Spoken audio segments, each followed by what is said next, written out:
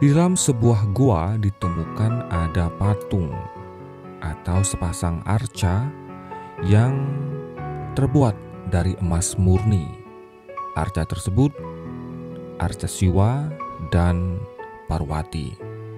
Semeton Istana Channel, kemudian kedua arca tersebut dibawa ke Jakarta.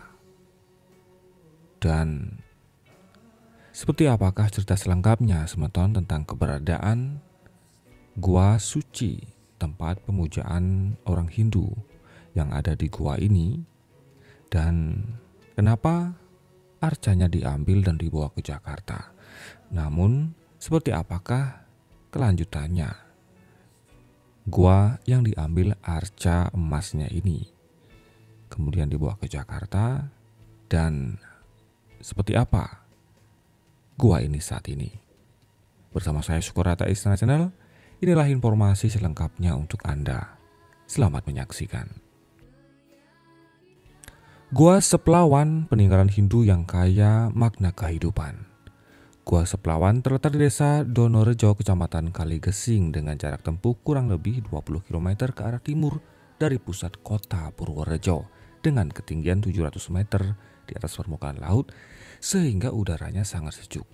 Gua ini memiliki ciri khusus berupa ornamen yang terdapat di dalam gua, antara lain stalaktit, stalagmit, floatstone, elekit, soda straw, gower, dam, dan dinding-dindingnya yang berornamen seperti kerangka ikan. Panjang Gua Seplawan kurang lebih 700 meter dengan cabang-cabang gua sekitar 150 sampai 300 meter dan berdiameter 15 meter. Gua alam yang sangat menakjubkan ini menjadi semakin terkenal dengan ditemukannya arca emas Dewa Siwa dan Dewi seberat 1,5 kg pada tanggal 28 Agustus 1979, yang sekarang arca tersebut dibawa ke Jakarta, disimpan di Museum Nasional Jakarta.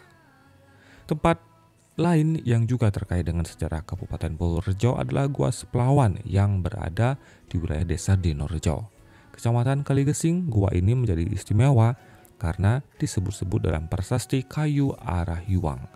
Dalam prasasti itu dengan jelas disebutkan bahwa salah satu tempat yang harus dijaga karena kesuciannya adalah Gua Seplawan.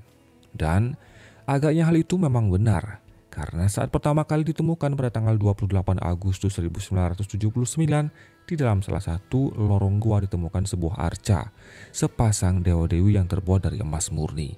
Keberadaan patung sepasang dewa-dewi yang tak lain adalah Dewi Siwa dan Dewi Parwati seberat 1,5 kg tersebut menunjukkan kalau Gua Seplawan sebelumnya dijadikan sebagai tempat pemujaan. Patung itu kemudian dibawa ke Jakarta dan disimpan di Museum Nasional Jakarta.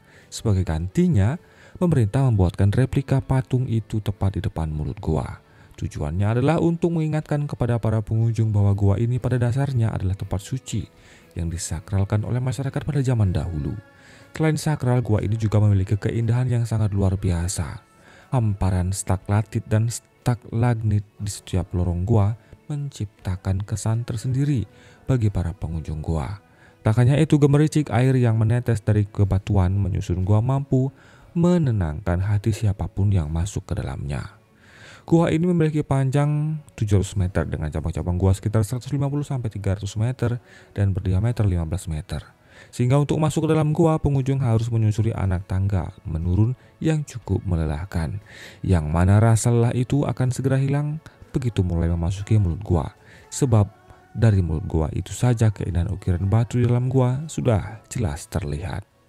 Makanya tak heran kalau mengunjungi akan sangat betah para pengunjung tinggal di dalam gua tersebut.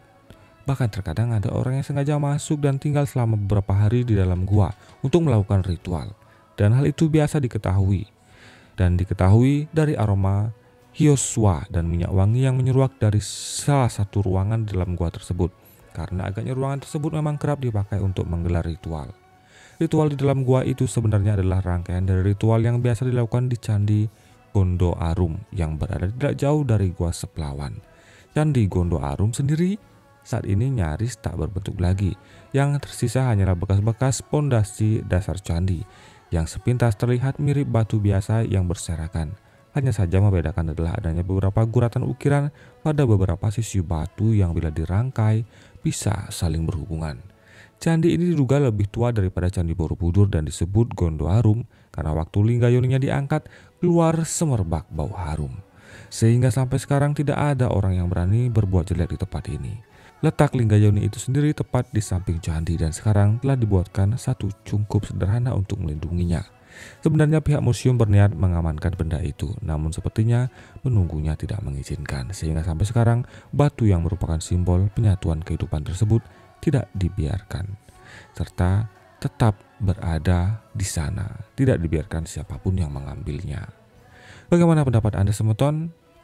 Jika Anda pernah berkunjung ke sini, silakan tuliskan komentar Anda. Terima kasih atas atensi Anda. Om Santi Santi Santi Om.